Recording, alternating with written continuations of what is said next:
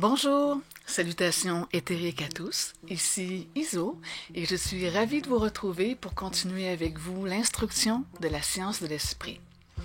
Dans cette nouvelle capsule, nous allons ouvrir ensemble un éventail de sujets divers, oscillant entre des faits matriciels et des hauteurs supramentales, en espérant que le contenu devienne pour vous une ouverture vers une compréhension plus profonde.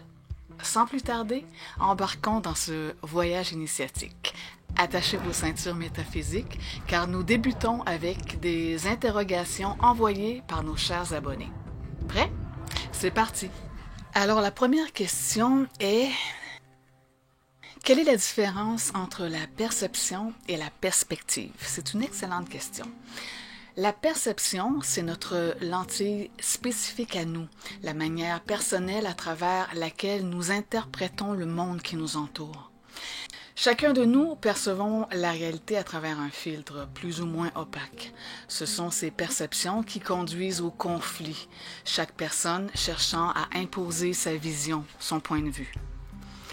Il y a plusieurs perceptions, c'est pourquoi les gens se confrontent et s'argumentent, ils sont toujours dans l'argumentation, parce qu'ils tentent de convaincre autrui de leur propre perception. La seule façon de sortir gagnant de tout conflit est de faire ce pas de côté et de passer de la perception à la perspective. La perspective est l'art d'embrasser le tableau d'ensemble. Elle nous invite à prendre du recul, à nous détacher de notre focalisation étroite animique pour accéder à une vision plus large. Adopter une perspective plus large, c'est comme se reculer d'un tableau pour en apprécier toute la composition, plutôt que de se concentrer sur un seul coup de pinceau. Dans cette perspective élargie, nous devenons des observateurs conscients, capables de décrypter le narratif qui se déroule devant nous. Cette capacité à observer d'un point de vue extérieur nous place toujours en position de force. Elle nous permet de comprendre non seulement la coloration de la perception de l'autre, mais aussi l'énergie et les motivations sous-jacentes. Avec une perspective élargie, les conflits perdent leur emprise. Lorsqu'une personne se lance dans un discours émotionnel ou conflictuel, vous, en tant qu'observateur doté d'une perspective, comprenez que cette personne est engluée dans sa perception. Vous reconnaissez que cette réaction est le reflet de son âme influencée, tandis que vous, grâce à votre perspective, vous êtes aligné avec l'esprit, ce qui vous offre une supravision neutre et réelle. En somme, la perception est proche de l'astral, influencée et influençable, tandis que la perspective se rapproche de l'esprit, offrant une vision claire, nette et précise. Dans la science de l'esprit, il devient essentiel de cultiver cette perspective, de nous élever au-dessus de la mêlée des perceptions de l'âme pour embrasser une compréhension plus profonde et plus holistique de la réalité. C'est en faisant ce pas de côté, en passant de la perception à la perspective, que nous ouvrons la porte à une compréhension plus élevée, une compréhension qui nous libère des conflits et nous rapproche de la véritable essence de notre être. La deuxième question est comment les êtres extradimensionnels ou extraterrestres nous voient. La réponse va vous surprendre parce qu'ils nous voient comme des contenants, des vaisseaux de chair ou fluidides astralisés où ils peuvent venir expérimenter à travers nous sans conséquences karmiques. C'est pourquoi, si l'homme ne se possède pas lui-même, il sera possédé par des entités qui le voient comme un récipient qu'ils peuvent remplir jusqu'à saturation. Les magnétudes, qui sont des pensées qui nous font faire des actes non intelligents, viennent principalement de deux centres, Shambhala et Agartha. Ces domaines se trouvent dans la matrice, au-delà des murs de glace. Au-delà des murs de glace, il y a des terres en extra, qui ne sont pas encore exposées au public, d'où le terme extraterrestre, terre en extra. Ces royaumes sont extraterrestres, mais aussi intraterrestres, même si certaines structures sont au niveau du sol. Et en passant, ces murs de glace sont là que vous soyez platiste ou globiste. Moi, je ne suis d'aucune de ces croyances. Je vois la simulation d'un autre œil. Mais les terres en extra sont quand même là et elles sont interdites d'accès pour ceux qui s'en approcheraient. Pour ce qui est des êtres qui viennent, par exemple, d'Aldébaran, ce ne sont pas des extraterrestres, mais des êtres extramatriciels ou extradimensionnels. Pour venir ici, ils passent non pas par l'espace, mais par des gateways, des passerelles ou des couloirs spatio-temporels. Leur véhicule est statique, il ne bouge pas, c'est le décor qui bouge autour d'eux. Bref, c'est pas notre sujet, mais comment nous voient les êtres extradimensionnels? Ils nous voient comme des récipients. La troisième question est, qu'est-ce que l'intuition? Est-ce astralisé ou cela vient de l'esprit? L'intuition, pour faire bref, c'est de la préconscience. Quand nous sommes intuitifs, nous n'avons pas encore le contact avec l'esprit. Il y a comme un contact lunaire ou astral qui nous donne des sensations, des prévoyances. Moi, avant d'avoir le contact avec l'ajusteur de pensée, j'étais très intuitive. Je pouvais voir une personne et je pouvais sentir que cette personne n'était peut-être pas alignée énergétiquement avec moi. Aujourd'hui, ce n'est pas une question de sentir, c'est une question de savoir. Directement, on sait. L'intuition, c'est quand on dit « je le savais » et de la conscience supra, c'est quand on dit « je le sais ». Voyez-vous la nuance? Le temps est différent.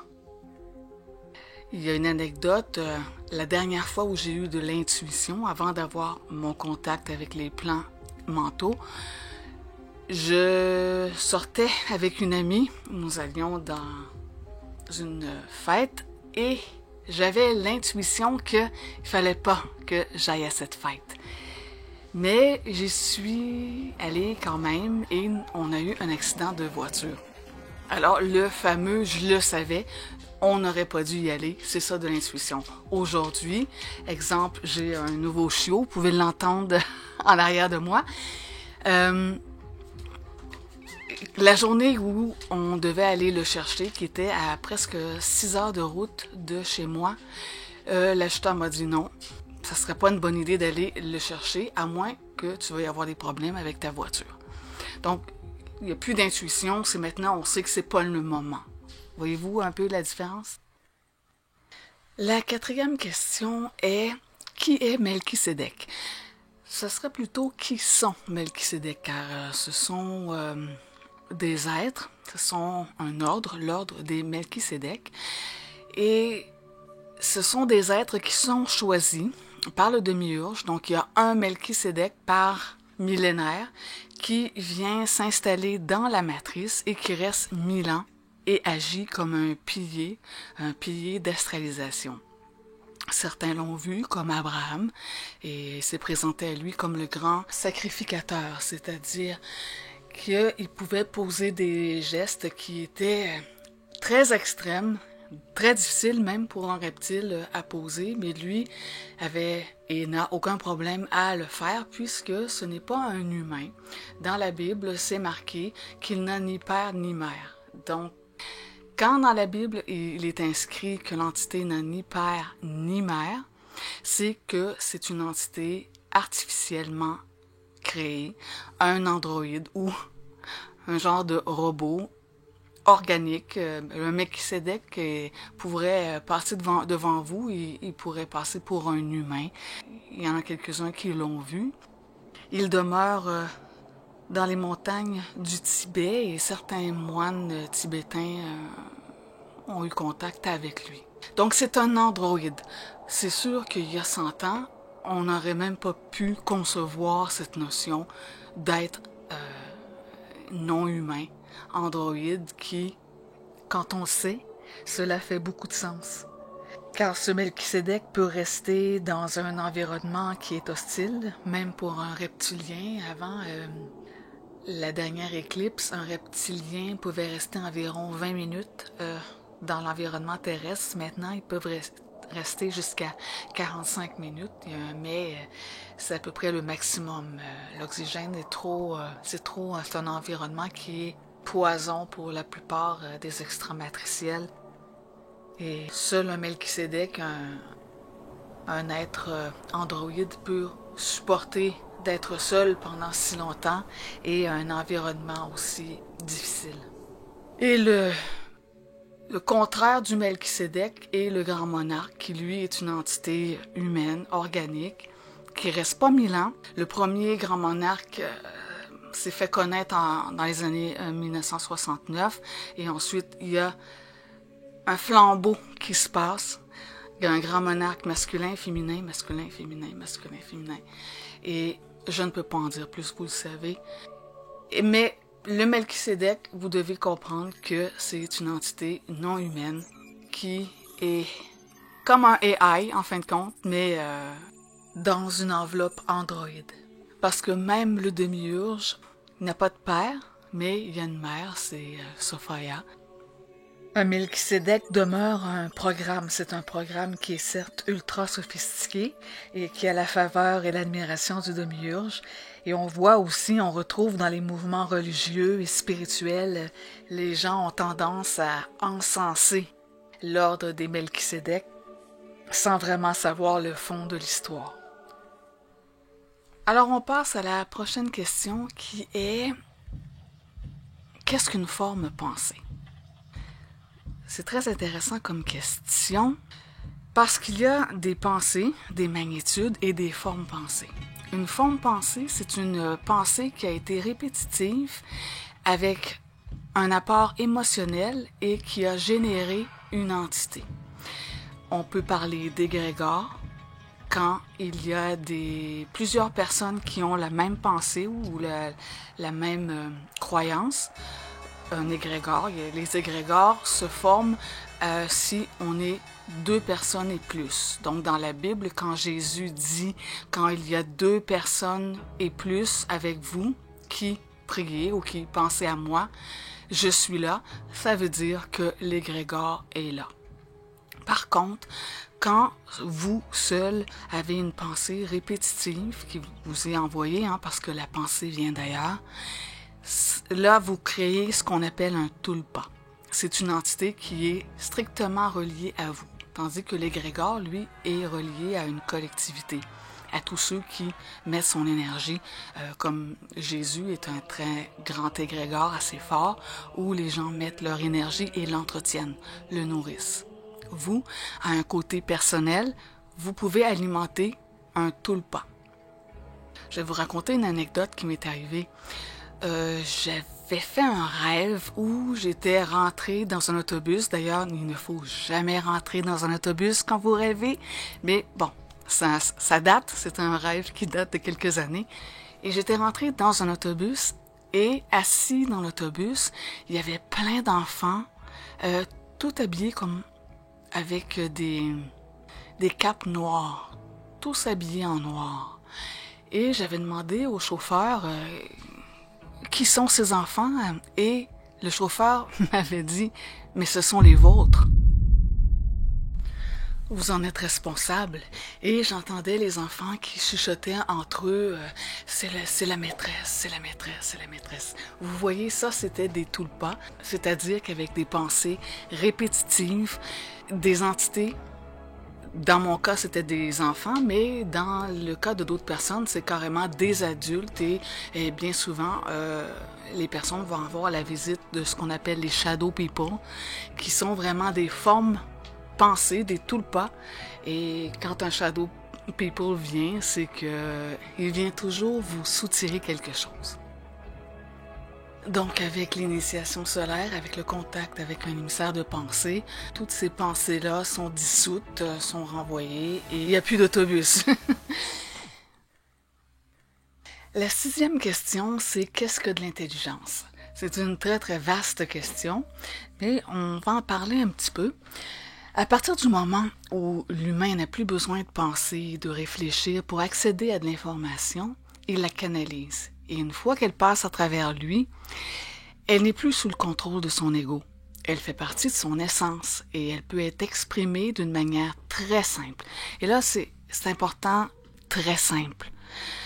Quand c'est trop compliqué, comme une mesmérisation qui se fait, avec l'esprit, c'est assez simple, c'est assez direct, c'est assez froid.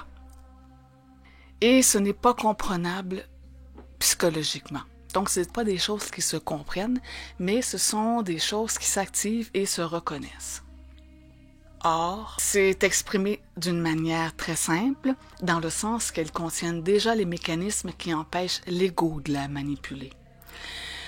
Ce qui fait qu'une personne qui est en contact avec une vibration telle que vous retrouvez ici sur cette chaîne, lorsqu'il a fini d'écouter la vidéo, la vibration demeure. Les notions sont là parce qu'elles sont activées. Mais, avec le temps, la personne commence à réfléchir à ça de façon psychologique et les notions semblent alors s'estomper. Ça lui échappe, mais en fin de compte, ces notions-là sont engrammées au niveau plus profond. La raison est que cette science échappe à l'âme et résonne avec l'esprit. C'est pas plus compliqué que ça.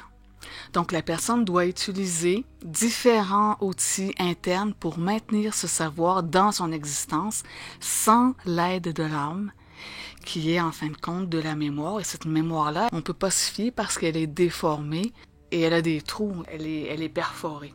Ainsi, à l'âme, à la mémoire, vous allez vagabonder. C'est comme si vous marchiez à tâtons avec un foulard sur les yeux. De l'âme, c'est ça, c'est du tâtonnement. Donc, c'est normal de retomber dans une certaine astralisation, mais quand votre temps cosmique sera venu, même si les notions apprises ne peuvent pas être expliquées pour vous dans un langage humain, vous saurez que c'est ça. Et que rien ne pourra désormais vous distraire ou vous détourner de votre décision, car c'en est une, c'est une décision de devenir le maître de votre destinée et d'éventuellement prendre la porte de sortie au moment venu. Les entités parasites viennent squatter et manipuler ces contenants et les contaminer. Ce virus fait penser l'homme et il lui ment dans sa tête. On parle alors de virus archontique. Le jour où cet homme sera conscient que sa pensée est étrangère à son rayon, il ne sera plus manipulable. Il y a certains sur le blog qui ont fait mention qu'ils ont entendu que l'esprit pouvait éprouver l'homme. C'est important d'ajuster cette notion qui est fausse. Un esprit n'éprouvera jamais un humain. Par contre, l'ego planétaire, oui. L'âme, oui, va éprouver l'humain. Pourquoi? Parce que l'âme n'est pas dans l'intelligence. L'esprit, lui, sait à quel point nous avons été éprouvés. On n'en a vraiment pas besoin de plus.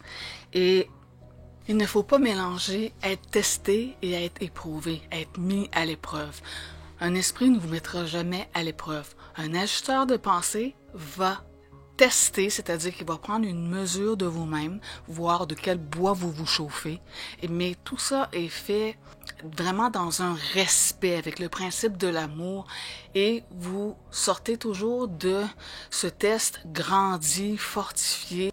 Ce qui n'est pas le cas avec les initiations lunaires, où il y a toujours des traumatismes qui sont le résultat de ces tests faits par l'astral et les initiations lunaires. Ainsi, l'esprit n'éprouvera jamais, au contraire, va essayer de vous trouver des stratégies et des façons pour éviter d'être mis à l'épreuve, justement. Et pourquoi en ce moment cette notion est répandue comme si l'ego planétaire voulait se victimiser? On est en plein dans ce bac à sable-là de victimisation. Donc, il ne faut pas mélanger être testé, mis à l'épreuve et l'ego qui tente de se victimiser en voulant faire passer la faute sur l'esprit. Quand, en fin de compte, souvent, c'est un ajusteur de pensée qui essaie de redresser un pli, un conditionnement et qui ne fait pas l'affaire de l'entité parasite et qui fait parler les gens comme ils parlent présentement en mettant la faute sur l'esprit. C'est presque un blasphème de dire ça, mais à chacun son temps, n'est-ce pas? À la question est, est-ce que les ajusteurs de pensée communiquent entre eux? La réponse est oui. Un ajusteur de pensée peut communiquer avec un autre ajusteur de pensée. D'ailleurs, ces êtres-là, systémiques, sont continuellement en formation dans le plan morontiel. Mais un ajusteur ne peut pas aller communiquer avec un autre mortel. Il y a un mortel qui lui est assigné. Votre ajusteur communique avec vous, vous communiquez avec votre ajusteur. Vous ne pouvez pas, vous, communiquer avec l'ajusteur de quelqu'un d'autre et l'ajusteur de quelqu'un d'autre ne peut pas communiquer avec vous. Par contre, les ajusteurs peuvent communiquer entre eux. Ça donne lieu à quelques synchronicités parfois. Et la dernière question est par rapport à la personnalité astrologique. Comment la programmation est déterminée? La personnalité que nous avons, que votre père a, que votre mère a, que votre grand-père a, vient toute d'une entité. Il y a une entité qui est un archonte, qui correspond à une sphère astrologique précise, à un cadran zodiacal, et quand l'être naît à telle période, la personnalité de l'archonte va colorer la personnalité planétaire de la personne. Donc, il y a un mélange qui se fait entre la personnalité de l'archonte et la personnalité qui se trouve dans l'ADN de vos ancêtres. Donc, vous êtes comme votre père colérique ou comme votre mère émotionnelle ou, voyez-vous, ça fait partie des traits de la personnalité. Et ces traits-là ont comme pour racine un archonte. Donc, chaque signe a un archonte. Il y a 12 signes dans la matrice, mais en fin de compte, il y en a 13. Hein. Comme il y a 13 mois ou comme il y a 13 signes. Mais bon, ça va être pour une prochaine capsule si ça vous intéresse. Mais il faut savoir que les personnalités sont données par un archonte. Donc, c'est pour ça qu'on dit qu'un homme supramental est sans qualité et sans défaut, parce que même la qualité, en fin de compte, vient de l'archonte, parce qu'on polarisera pas... Souvent, les gens vont être flattés de recevoir un compliment et froissés de recevoir une insulte, mais en fin de compte, les deux, c'est pareil pour un homme supraconscient, c'est-à-dire que c'est neutre. Donc, la qualité, le défaut, le compliment ou l'insulte, c'est neutre, ça n'a aucun effet. Et quand on devient supramental, quand on incorpore son rayon, son essence, on se rend compte que notre personne a vraiment des traits qui lui sont propres et que vous allez découvrir au fur et à mesure de votre fusion. Et le trait le plus étonnant, c'est la grande force et la grande puissance que l'esprit a. Et ça, il faut être capable de le supporter. Tant que vous n'avez pas brûlé votre programmation zodiacale, veuillez à ne pas vous associer avec un signe contraire au vôtre. Une fois ceci dépassé, vous pouvez avoir une amitié ou des relations avec n'importe quel signe. Mais avant ça, il faut avoir une certaine connaissance pour éviter d'avoir des relations difficiles. Voilà, nous sommes rendus à la fin de cette capsule qui, j'espère, vous aura plu. Il y a des nouveautés sur le blog encore pour cette saison. Pour ceux qui vont contribuer à la pérennité de la science de l'esprit, je vous offre 2 bonus. Les 2 bonus sont 2 PDF, un fait par Lily B, que je remercie. Elle a ramassé pour vous toute la documentation par rapport à la pensée, à l'ajusteur de pensée et l'être supra. Venez sur le blog, je vais le mettre à votre disposition. Et il y a un autre document aussi qui a été fait par une dame qui a fait aussi toute une synthèse avec des liens que vous allez pouvoir cliquer qui va vous emmener directement aux vidéos, directement aux articles. Donc pour ceux qui vont soutenir la chaîne et le blog pour ce mois-ci, vous allez avoir droit à ces 2 bonus-là qui vont augmenter encore là votre belle collection. Voilà, c'était la petite capsule hivernale qui, j'espère, vous aura apporté un petit plus. Venez sur le blog, les commentaires sont toujours très enrichissants et ça me fait plaisir de prendre le temps d'y répondre, même si je ne peux pas répondre à tous, vous le savez. Si vous avez des idées pour la prochaine capsule, venez les mettre en commentaire et je ferai comme je viens de faire, prendre certaines questions intéressantes et peut-être la vôtre sera-t-elle choisie. Alors que nous approchons à la fin de notre voyage d'aujourd'hui, dans les profondeurs de la supraconscience vibratoire, je vous invite à apporter avec vous les pépites vibrationnelles qui résonnent avec vous. Que ces idées germent et grandissent dans le jardin fertile de votre esprit, vous donnant toujours plus de perspective. Rappelez-vous que chaque pas que nous faisons dans cette exploration est un pas vers une compréhension plus profonde de notre nature réelle et de la structure qui nous entoure. Restez électrique, restez hérétique et surtout restez connecté à cette étincelle sophianique qui brille en vous. Jusqu'à notre prochaine rencontre dans ce sanctuaire initiatique, je vous souhaite paix, clarté et puissance décisionnelle. C'était Iso et je vous souhaite une bonne libération. Au revoir.